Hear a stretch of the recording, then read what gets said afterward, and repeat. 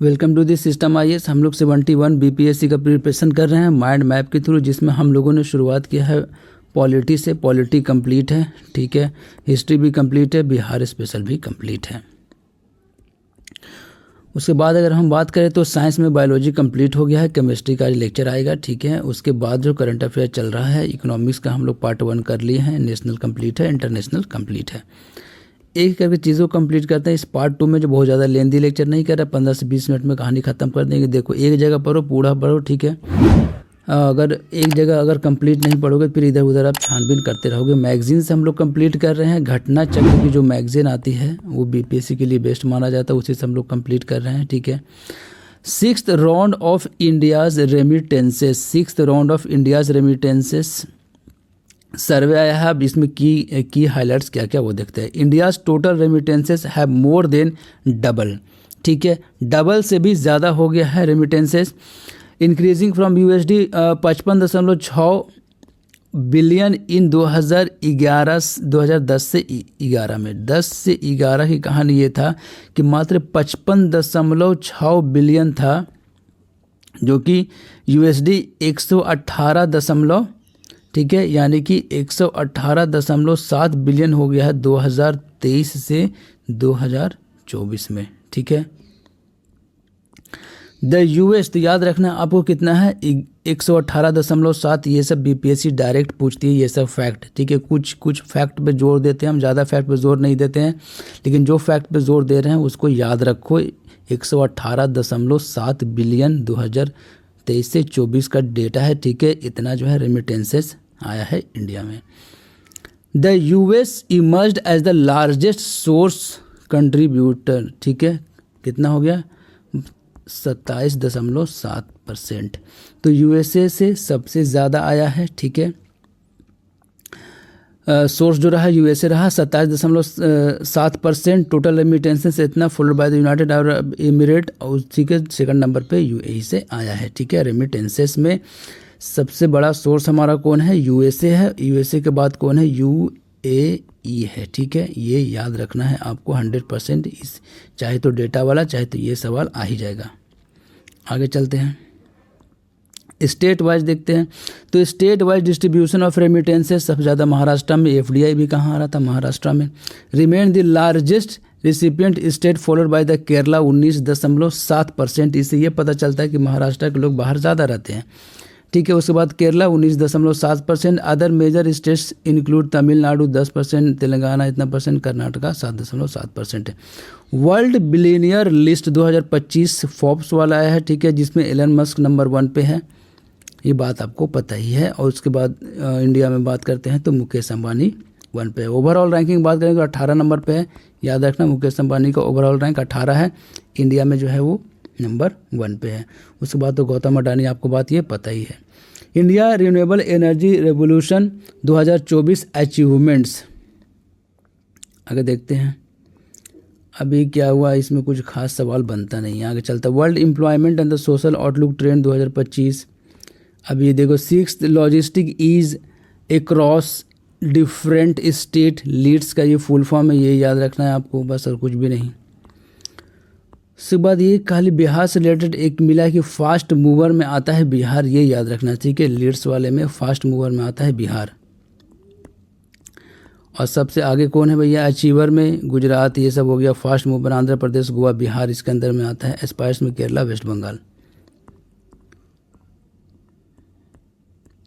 Miscellaneous देखिए, designing policy for the medium enterprises. देखो ये इंपॉर्टेंट है, इंपॉर्टेंट इसलिए कि पहले कितना था, 1 था, ठीक है। मतलब इन्वेस्टमेंट 1 करोड़ होना चाहिए और टर्नओवर होना चाहिए 5 करोड़, 10 करोड़ और 50 करोड़, 50 करोड़ और 250 करोड़, यानी कि इधर इन्वेस्टमेंट की कहानी है, इधर टर्नओवर की कहानी है।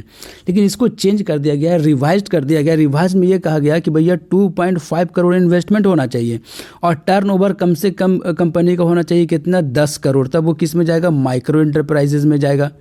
ऐसा सवाल जब ये चेंज हुआ था तो बीपीएससी ने ऐसा सवाल पूछा था, पीटी में भी और मेंस में भी, कहानी याद रखना।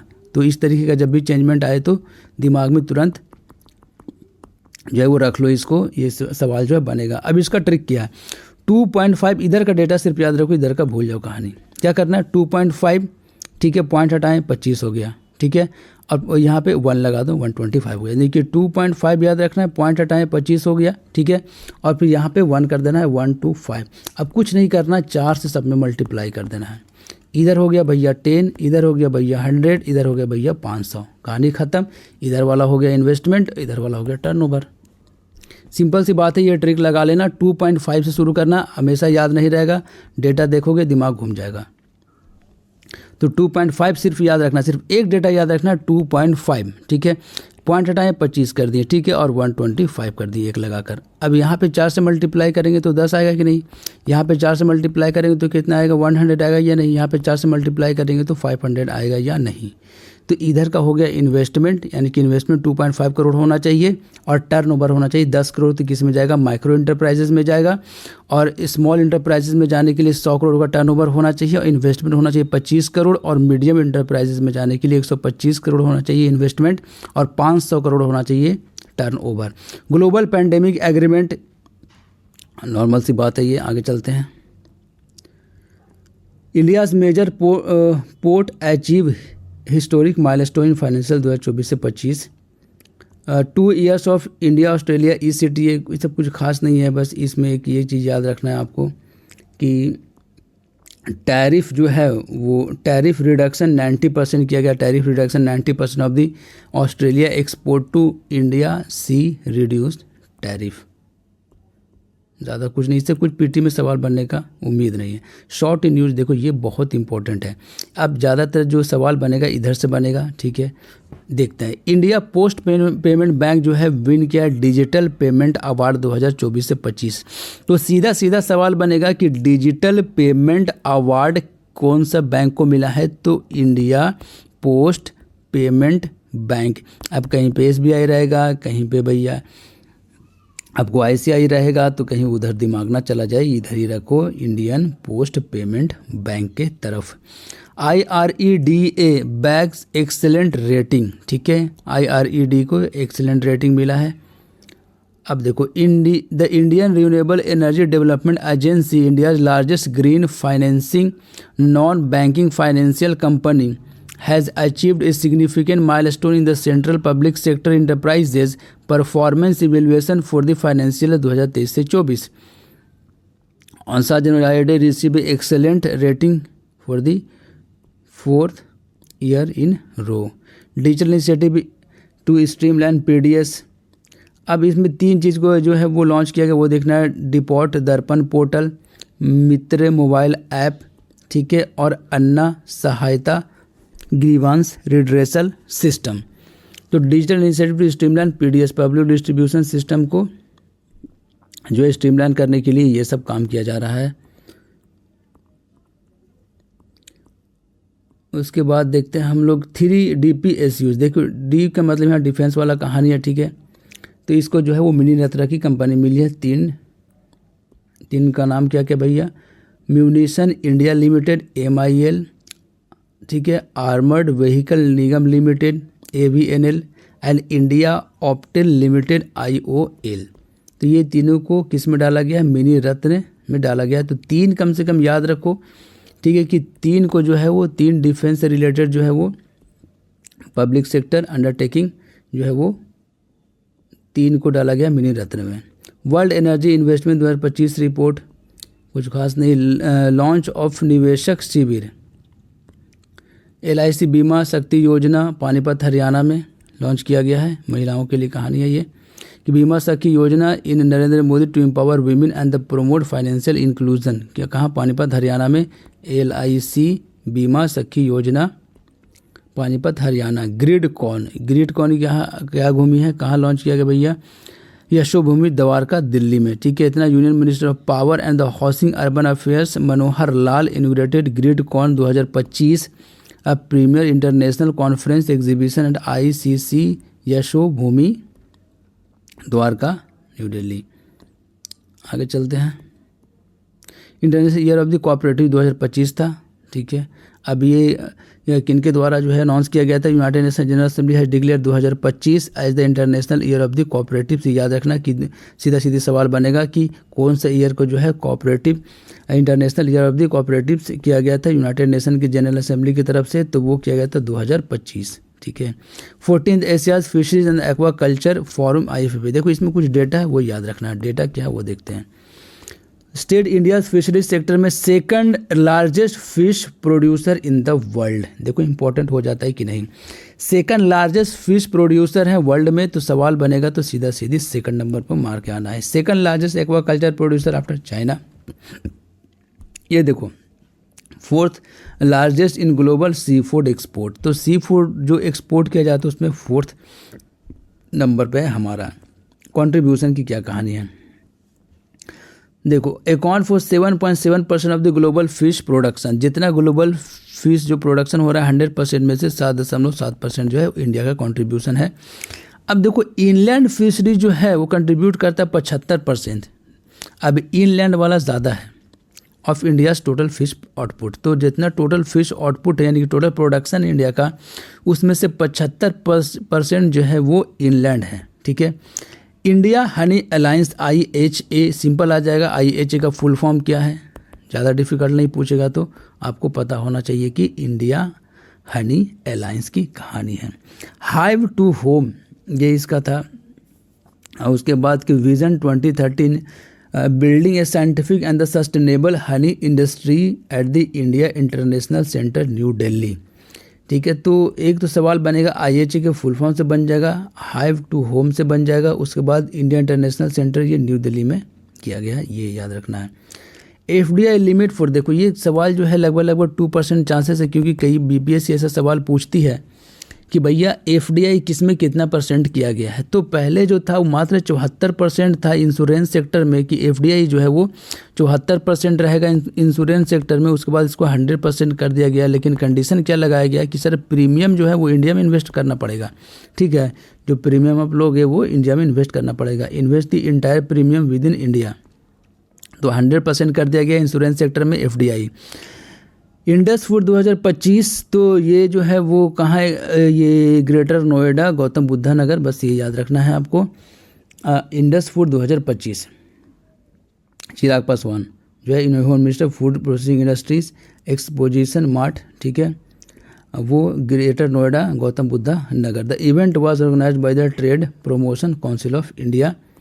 जलवाहक, अब यहाँ tax devolution to states by the central government, अब ये देखो इंपॉर्टेंट है, सबसे ज़्यादा किसको मिला, उत्तर प्रदेश को मिला है, उसके बाद बिहार को मिला है। बिहार को कितना मिला है, 1743.36 करोड़ बिहार को मिला है सेकंड नंबर पे, इससे लगभग दुगना मिला है उत्तर प्रदेश को। देखो क्या डिस्क्रिमिनेशन वाली बात है, ज़्यादा मिलना चाहिए किसको, लार्जेस्ट होने की वजह से। Light house tourism in India, ठीक है। अब light house tourism in India से क्या ही सवाल बनेगा, आप देख लो। Maritime India vision 2030, Amritkaal vision 2047 की इनिशिएटिव स्कीम्स फर्स्ट सेकंड, कुछ खास सवाल नहीं बनेगा।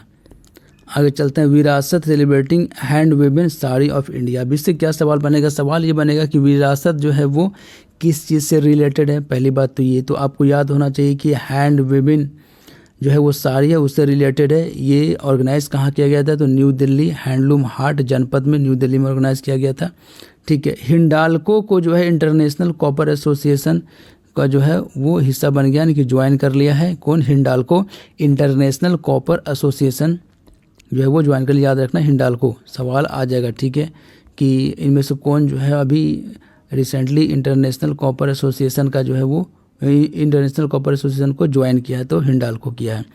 एनविद्या, अब देखो एनविद्या सवाल क्यों बनेगा, देखो जहाँ से नहीं बनेगा वो लगभग उम्मीद है कि नहीं बनेगा, लेकिन जहाँ से बनेगा वहाँ पे 100% उम्मीद है कि बन जाएगा। एनविद्या इसलिए सवाल बनेगा एनविद्या से क्योंकि ये एप्पल को सरपास कर दिया मार्केट वैल्यू में, ठीक है। तो ऑटोमेटिक आप खुद भी सोच लो कि सवाल बनेगा कि नहीं बनेगा। तो recently on October 2024 Nvidia surpassed Apple in market value reaching 3.53 trillion, ठीक है ना। ये AI कंपनी है, ठीक है, और सुपर कंप्यूटिंग चिप्स बनाती है। तो एनविदिया सरपास कर दिया किसको, आईफोन को। Market leadership, Nvidia briefly become the world most valuable company in June with market caps closely matched alongside Microsoft and Apple. Apple का क्या कहानी हुआ कि भैया faces weak iPhone sales especially in China. तो अब ये आईफोन का जो है वो घट रहा धीरे धीरे सेल, जिसकी वजह से ये सारा कहानी। Economic freedom of the year देखो, इकोनॉमिक फ्रीडम सबसे ज़्यादा इकोनॉमिक फ्रीडम कहानी का हांगकांग, सिंगापुर, यही सब कहानी। India second largest smartphone market बन गया चाइना के बाद। तो भैया India second largest smartphone market बन गया है, ठीक है, चाइना के बाद इंडिया, इंडिया के बाद USA. Revision of India's GDP base year. अब देखो बात चल रही है कि भैया कि जो है इंडिया का जो बेस ईयर है, देखो 2015 में क्या किया गया था, 2004 से 5 को हटाकर क्या कर दिया गया, 2011 से 12 कर दिया गया था बेस ईयर। जो कांस्टेंट प्राइस पे हम लोग पढ़ते हैं तो बेस ईयर को लेके पढ़ते हैं, करंट प्राइस पे तो कहानी अलग है। तो ये बेस ईयर को जो है चेंज करने के बारे में बात चल रही है। अब म्यूल हंटर एआई क्या था कहानी। Recently December 6, 2024 reserve bank of India launched A innovative AI powered tool called mule hunter AI. तो सवाल ये बनेगा कि इसको कौन लॉन्च किया है, तो भैया लॉन्च किया RBI mule hunter AI to combat the growing menace of the digital fraud involving mule bank accounts. तो ये सब फ्रॉड को रोकने के लिए जो है वो म्यूल हंटर एआई लॉन्च किया गया आरबीआई के द्वारा। सवाल बनेगा, याद रखना, 90% रख लो। डेवलपमेंट ऑफ टूंगा, ये टूना क्लस्टर ये अंडमान निकोबार में आइलैंड में बनेगा, ये भी याद रख लो, ये भी करंट सवाल बन सकता है, ठीक है, कि अंडमान निकोबार आइलैंड में बनेगा टूना क्लस्टर। आगे चलते हैं। National MSME cluster outreach programme कुछ खास नहीं है। पीएम ई ड्राइव स्कीम, अब पीएम ई ड्राइव स्कीम की क्या कहानी है, आगे चलते हैं। पोषण माह जो है ये धार डिस्ट्रिक्ट मध्य प्रदेश में लॉन्च किया गया था, ये सवाल इंपॉर्टेंट याद रखना, सितंबर माह में मनाया जाता है। Global skill report 2024। अब देखो ग्लोबल स्किल रिपोर्ट 2024 में इंडिया में अगर बात करते हैं तो पंजाब नंबर 1 पे, ठीक है, उसके बाद चंडीगढ़ 2 पे, वेस्ट बंगाल, हरियाणा, हिमाचल प्रदेश। देखो हरियाणा में ज़्यादा स्किल है। पंजाब, चंडीगढ़, वेस्ट बंगाल, हरियाणा, हिमाचल प्रदेश।